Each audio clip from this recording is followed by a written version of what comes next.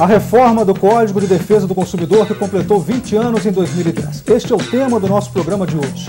Nossos convidados, o juiz Guilherme Sadi, do Juizado de Relações de Consumo de Belo Horizonte, e o advogado Marco Aurélio Gomes Cunha, integrante da Comissão de Defesa do Consumidor da OAB de Minas Gerais. Numa parceria da TV Assembleia com a Mages, a Associação dos Magistrados Mineiros, o Via Justiça está começando.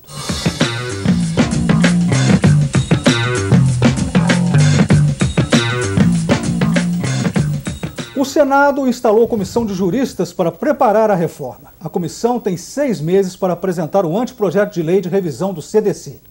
O foco principal será o mercado de crédito ao consumo e o superendividamento dos consumidores. Os PROCONs serão reforçados. Juiz Guilherme Sadi, 20 anos depois, o Código de Defesa do Consumidor precisa ser atualizado. O CDC, na opinião do senhor, deixou de ser um código de vanguarda? Carlos, na minha opinião, não. Continua sendo um código de vanguarda, um código ainda atual.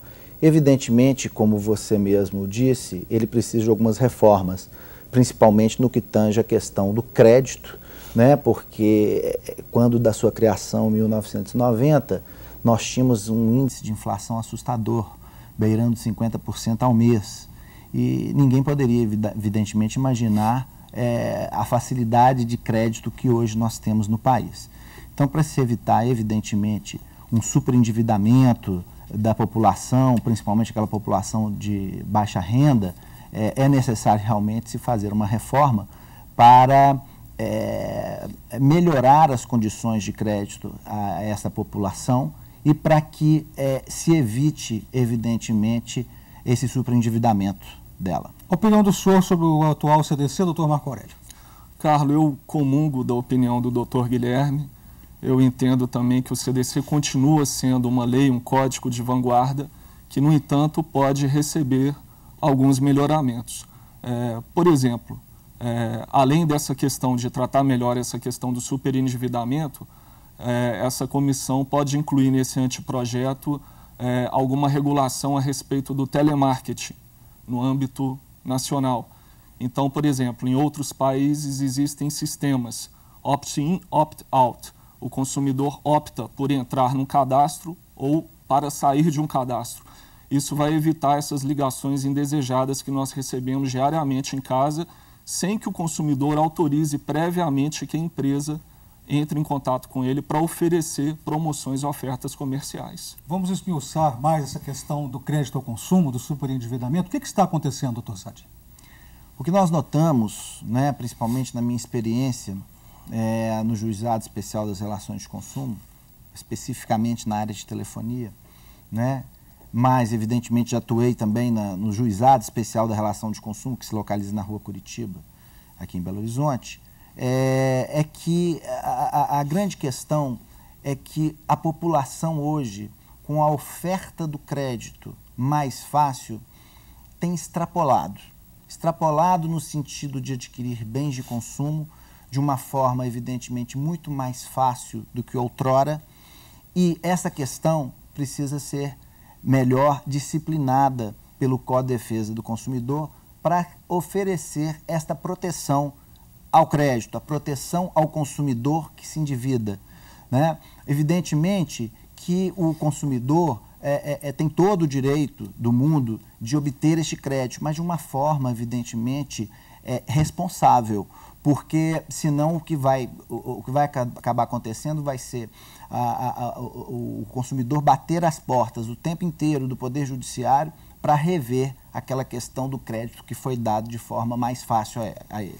O presidente da Comissão de Juristas do Senado para a reforma do CDC é o ministro Herman Benjamin, do Superior Tribunal de Justiça. Os outros membros da comissão são os doutores em Direito Ada Pellegrini Grinover, uma das principais autoras da Lei de Ação Civil Pública e co-presidente da comissão responsável pelo anteprojeto do CDC original. Também Cláudia Lima Marques, atual responsável pela redação do CDC Modelo das Américas.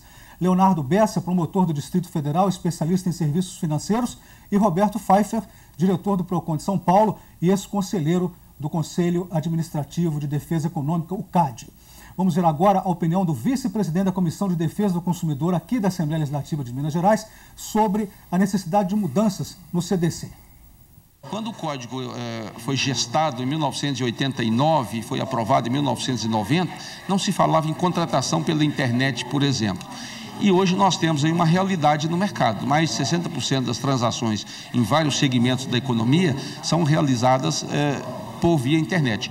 Portanto, nós precisamos adaptar o código a essas contratações da internet, as questões bancárias, as questões do direito virtual, assim é considerado hoje, e, portanto, ele precisa passar por um aprimoramento para adaptar a novas leis federais que foram aprovadas no Congresso Nacional, ao mercado globalizado, que é hoje uma realidade, e, portanto, eu creio que esse aprimoramento será bem-vindo e será para fazer com que o código seja ainda maior protetor dos consumidores. Gostaria que os senhores comentassem a fala do deputado Délio Malheiros, começando pelo senhor, doutor Marco Aurélio. Ele fala da questão do comércio eletrônico. Isso não estava no código anterior? Olha, não estava previsto literalmente, mas o código é uma lei principiológica, é uma lei geral. Então, ele tem se aplicado bem também a essas questões de comércio eletrônico. Mas é claro que, diante de várias características específicas, a comissão pode pensar em novos dispositivos que atendam melhor o consumidor. Então, por exemplo, hoje em dia o consumidor sofre muito com relação à insegurança a respeito daquela loja virtual. Existem muitos golpes, né? O consumidor ele tem que procurar se precaver com relação àquele determinado site. Então, talvez o código possa criar algumas exigências para que determinadas empresas possam comercializar no âmbito virtual. E hoje como que é feito? Como que o código protege esse comércio eletrônico? Olha, existe o artigo 49, por exemplo, do Código de Defesa do Consumidor, que prevê um direito de arrependimento no caso de compras realizadas fora do estabelecimento comercial. Então, essa compra através da internet, muitas vezes pode ser uma compra impulsiva, que o consumidor não está vendo diretamente o produto, pode ser que muitas vezes ele se arrependa. Então, a partir da data do recebimento daquele produto, ele tem um prazo de 7 dias para se arrepender daquela compra. O fortalecimento dos PROCONs. As autoridades estão preocupadas com a chamada judicialização do consumo. No STJ, o Superior Tribunal de Justiça, estima-se que de 20% a 30% dos recursos da segunda seção, que é aquela responsável pelo julgamento de matérias de direito privado, tratem de relações de consumo. O novo CDC deverá priorizar a mediação e a conciliação, como forma de reduzir as ações na justiça. E para isso, os PROCONs passarão a ter um papel mais fundamental ainda. Juiz Sadi, como o senhor acha que deverá ser o fortalecimento dos PROCONs? O fortalecimento dos PROCONs, na minha concepção, deveria ocorrer através da criação de mais PROCONs, né? Principalmente em todas as cidades, aí, de repente com um número mínimo de habitantes, que deveria ser estabelecido em lei, e com uma maior autonomia desses PROCONs também. Porque o fortalecimento desses PROCONs, evidentemente, leva necessariamente a menos processos, né? A procura menor pelo Poder Judiciário, que já se encontra, evidentemente, assoberbado, realmente com a corda no pescoço, com a quantidade de processos que hoje nós temos para analisar e julgar. O senhor, doutor Marco Aurélio, tem uma grande experiência em PROCONs, né? Como que o senhor vê essa questão do fortalecimento? Como que isso poderá se dar? Bom, eu realmente tive uma boa experiência em PROCONs, trabalhei durante 5 anos, e o que nós vemos hoje em dia é que o número de PROCONs no país inteiro permanece mais ou menos o mesmo, desde a época da criação do Código. Então, nós temos cerca de 5.500 municípios, 550 PROCONs em todo o país. Em Minas Gerais, são 853 municípios, nós temos cerca de 90 PROCONs.